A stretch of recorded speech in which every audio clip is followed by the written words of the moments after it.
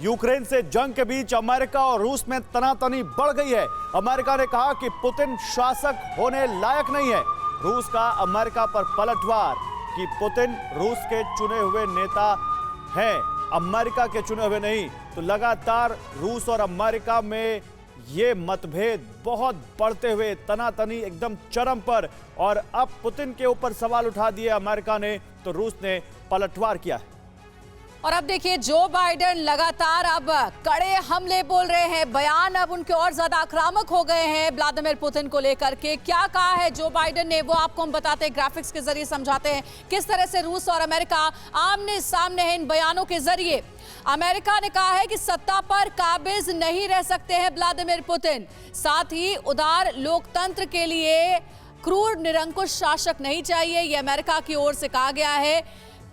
और आपको ये भी बता दें कि युद्ध पुलिस के लिए रणनीतिक विफलता बन गया है, ये पुतिन को लेकर के। देखिए, अमेरिका वर्सेस रूस के बीच में जो बड़े स्टेटमेंट दिए गए उसके बारे में आपको बताते हैं। पहले अमेरिका की ओर से कहा गया और उसके बाद रूस की ओर से भी जवाब आया। अमेरिका ने कहा कि युद्ध पुतिन के लिए रणनीतिक विफलता बन गया है, तो रूस का जवाब आया कि युद्ध अभी लगातार चल रहा है, खत्म नहीं हुआ है। साथ ही अमेरिका की ओर से कहा गया कि पुतिन यूक्रेन में युद्ध अपराधी और अत्याचारी है, तो रूस ने भी उसका पलटवार किया है। तो ये जो सर बयानबाजी लगातार चल रही है, जिसमें हम देख तो रहे हैं कि युद्ध रूस और यूक्रेन के बीच चल रहा है, लेकिन सबसे बड़ा रोल जो है और सबसे ज्यादा आक्रामक स्टेटमेंट जो है वो अमेरिका की ओर से, जो बाइडेन की ओर से सामने आ रहा है। इन बयानों पर कम से कम नजर डालते हैं तो देखिए, अगेन यही साइकोलॉजिकल वॉरफेयर चल रहा है।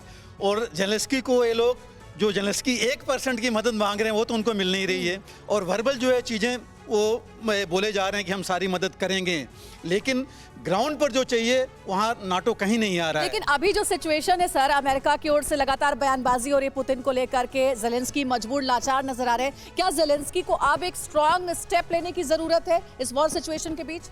देखिए, जेलेंस्की को लेना चाहिए, क्योंकि उन्होंने पहले भी बोला था कि वो बात करने को तैयार हैं। वो पहले भी बोला था उन्होंने, और पुतिन ने भी बोला था कि हम धीरे धीरे नेगोशिएटिंग टेबल पर बैठ रहे हैं। लेकिन मुझे लगता है कि ये जो बातें हुई, जो नाटो की तरफ से स्टेटमेंट्स आ रहे हैं, वो इसको बीच में दरार पैदा कर रहे हैं। करने को तैयार है, बात नहीं हुई भी, लेकिन उसका अभी तक तो नतीजा नहीं निकल रहा है। 32वां दिन है। एक बड़ी खबर आ रही है, वो बताते हैं। बाइडेन के बयान पर व्हाइट हाउस की सफाई आई है। बाइडेन ने रूस में पुतिन के सत्ता परिवर्तन पर चर्चा नहीं की। बाइडेन के कहने का गलत मतलब निकाला गया। व्हाइट हाउस ने कहा है ये सरकार में बदलाव की बात नहीं कर रहे थे पुतिन, व्हाइट हाउस ने ये कहा है।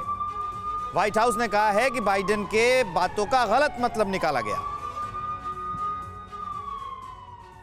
और इन सब के बीच एक और बड़ी डेवलपमेंट है। बाइडेन की वार्निंग के बाद नाटो का एक और एक्शन देखने को मिला है। सब आर्कटिक एक्सरसाइज में घातक B-52 बॉम्बर्स ने उड़ान भरी है और नॉर्वे के F-35S फाइटर जेट्स ने भी अपना दम दिखाया है। तो लगातार डेवलपमेंट्स और बड़ी खबरें आ रही हैं जंग के मैदान से। बाइडेन ने वार्निंग दी और उसके बाद नाटो अब और ज्यादा एक्टिवेट हो गया है। सब आर्कटिक एक्सरसाइज में घातक B-52 बॉम्बर्स का इस्तेमाल करने की बात सामने आ रही है और नॉर्वे के F-35S फाइटर जेट्स ने भी अपना दम दिखाया है। तो जंग चल रही है, 32 दिन हो चुके हैं और ये देखिए कुछ जो ताजा वीडियो सामने आ रहे हैं जंग के इस मैदान से, वो आपको हम दिखा रहे हैं। सब आर्कटिक एक्सरसाइज की तस्वीरें आपको दिखा रहे हैं। नाटो अब एक्टिव मोड में आ गया क्योंकि लगातार व्लादिमीर पुतिन की ओर से चेतावनी दी जा रही है नाटो कंट्रीज को कि अगर आपने यूक्रेन की मदद की तो फिर अंजाम भुगतने को तैयार रहिए। परमाणु युद्ध तक छेड़ने की बात सामने आ रही थी और उसके बाद ही जो बाइडेन अमेरिकी प्रेसिडेंट ने कहा था कि अब एक्टिव होने का समय आ गया है। परवाह देश की, सोमवार से शुक्रवार रात 10 बजे TV9 भारतवर्ष पर।